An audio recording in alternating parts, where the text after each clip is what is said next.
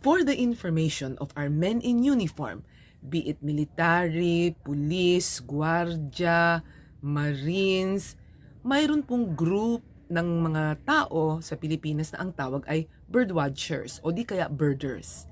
Mayroon po tayong 760 plus na ibon sa Pilipinas. So hinahanap namin yan. Parang Pokemon. Kinokolekta namin para magkaroon kami ng listahan na nakita na namin. Ngayon, para hindi matakot ang ibon, kaming mga birders, kasama na rin yung mga photographers, nagsusuot kami ng mga earth colors. Green, brown, gray, and of course, camo.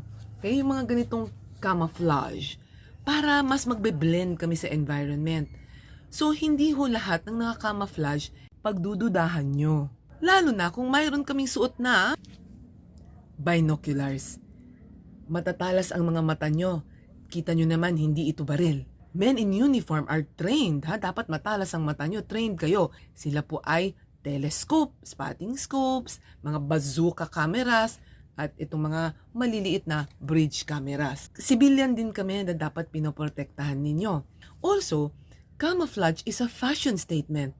My hat is camouflage. Aking mga ladies bag ay camouflage. Oh, bench pa nga itong isa. May scarf ako na camouflage. Coin purse ko, camouflage. Marami akong blouse na camouflage. Ito, 100 pesos lang ito sa labas ng Pure Gold. Ito, regalo sa akin. Ito, Uniqlo pa ito. Ito, this is a dress. May shearing pa nga yan sa baba, oh. Ito naman, dress din.